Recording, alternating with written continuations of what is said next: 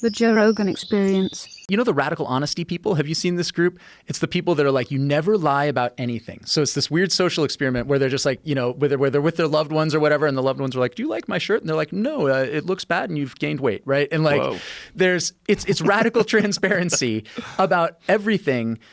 And that I understand where they're coming from, right? It's like this thought that like we're all sort of laid bare to each other. Right. But also like it's great that we can keep things private. Like what we live in right now is this sort of grassroots, I mean, I call it a grassroots panopticon, right? We're all watching each other, but it's not the government. It's not Big Brother. We're Big Brother, right? And that, I want to keep stuff, I know what you're saying. I don't want you to look at my brain. I know what you're saying, and I agree with you to a certain extent. But however, I'm a stand-up comic, and one of the things that I love about being a stand-up comic is my friends are all brutally honest, and they fuck with me, and we fuck with each other. Like if I said, do you like this shirt? And he'd be like, no, dummy, it looks stupid on you. They will say something like that. We'd both be like, ah. They would say something like, do you think I gained weight? Like, you know you gained weight, motherfucker. Get on the scale, you fat fuck. And they'll say that to you, and they start laughing. There's no, in the comedy world, like in the world of my friends, there's no room for dishonesty. And if they think you're bullshitting, they don't want to talk to you because it's no fun. I think comedians are uniquely strong in that way, though. So as someone too, right? For me, like my thing was like rationality. Like I liked rationality. Where it's like, oh, we have a good argument. Like I'll just have a logical argument with you, right? But like one of the things I realized, and this one, you know, when I was there at that place in Florida where this fucking charlatan is killing people. Yeah. I can't just tell those people the truth. That's wish you crazy. could. I wish I could, but they're dying and they're in pain. And there's certain people who are constitutionally, they like honesty all the time. They thrive on it, even when they're in pain, right? But there's a lot of people where logic or honesty, they're going to suffer. They're going to suffer. No, I agree. I think you're right about that. That there's certain people that you really shouldn't, like, you know, if you're talking to a delicate person and they ask you a question, and there's nothing wrong with just being complimentary. You look great. You look great. I like doing that too. I have a kid. One of my things, my wife. So my kid would come to me with drawings, right? You're like, you know, kid comes with a drawing, right? And she'd be like, Dad, look at this. And I'd be like, oh. That looks like shit. Yeah, I was like, Hazel, that's not your best work. And my wife is like, what, you fucking monster? What is wrong with you? And I was like, well, I should just I don't want her to like. And she's like, no, it's a kid. She just wants love from her dad. Right. You tell her like, that's a great, did a great job. And I don't want to infantilize adults, but like there are times when I just need, you know, love, or like I need someone to keep their thoughts to themselves. Yeah. I don't know.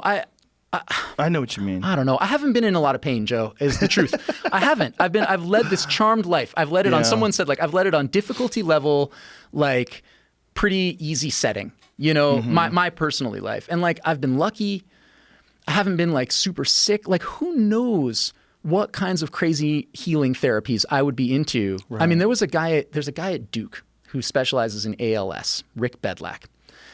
Photos of him are incredible because he dresses in wonky outfits, like flashy, like tuxedos and crazy ties and stuff.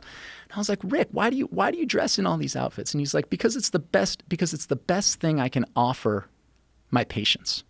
I can't tell them the scientific studies, they're not here for that, right? I don't have anything to offer my ALS patients in terms of like science or rationality. But what I can do is just make them feel lighthearted for a moment. And I was like, do you tell them, like when they come into the office, do you tell them like the truth, you know, which is like basically like you're done for, you know? Yeah. And he's like, you know, obviously not, right? You don't just tell people who are in pain the truth, or at least you don't, I don't know. For me, I've really pulled back really recently from the idea that truth telling is the way to engage with people who are in pain, right? I think a lot of what we're seeing right now with Black Lives Matter, a lot of what we see with transgender activism, all of the hot button political issues often, right? Change is, there are groups of people who have been in pain for a very long time, and individuals within those groups have been in pain. And that, I don't know, I think it's just important to sort of acknowledge that. And I had a lot of trouble doing that. I would be like, well, here's the truth. Like, here's your situation and here's how you need to fix it. And like, but that's not, I don't know. That's not necessarily, it doesn't work, and it's not necessarily what people want.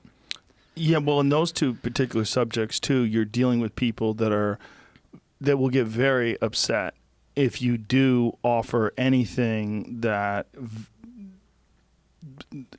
contradicts their narrative. Well, and if if someone's in pain, or if someone's like literally trying, I mean, if you're trying to change a situation for the better, Yes. right? You can always throw nuance in. You can always have a logical argument about something. But I've become, and I'm not saying like don't say stuff. I'm very on board with like you want freedom, right? Like I want to be able to say chiropractors are bullshit. I want to do that. But like if there's someone who was struggling with chronic back pain forever and found a chiropractor, and they come back from that chiropractor and they say to me, Alan, for the first time in my life, I feel like there's some hope. This chiropractor helped me. If I have that thing in my brain, I don't say it. Yeah, I'm with you. I'm with you. And I'd you know be what like, that that's is? great. I'd be like, that's great. But Alan, that's just being kind. Yeah. That's all. You value kindness. And I think that's an awesome thing to value. And I value that as well. And I think that's something that I've learned as I've gotten older, is that you don't always have to say what you think. You could just be nice. And I saw you do this. Like, I love this moment. I don't know. I forget which podcast it was on. You were talking about something, and then you were like, you looked down and you were like, wait, I think we're making fun of this person, is what you said. And I feel like, and that was a moment, right? Where it's like, you want to be kind, right? And honesty, that's the difficult, the sometimes ridiculous things or illogical things are the kind thing. And I'm really struggling now, and I just wish everyone were struggling to realize that those are sometimes incommensurable values. Yeah. You can't sometimes be honest or tell the truth and also be kind at the same time, right? There's this book, God, what is it, about a kid who's I can't believe I'm blanking on the book now, but it's a kid who's severely disfigured. And it was a book for young adults. And there's this moment in that book where one of the teacher puts on the board, when you're given the choice between being right and being kind, always choose being kind. Yeah.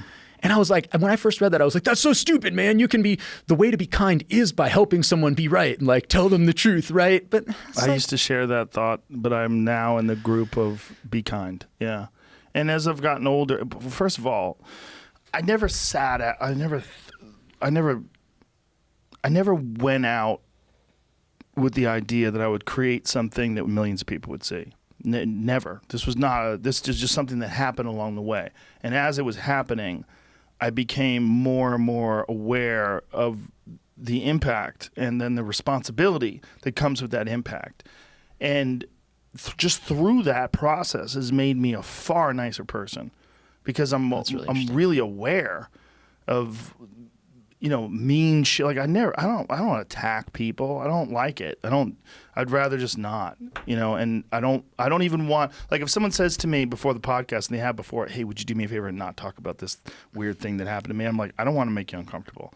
I don't. We could talk about a million things. You're a human being. I'm a human being. There's not like a specific, I don't want gotcha moments. If you want to talk about something that's in your heart that you want to get out, I'll talk to you about it. But I'm not a mean person.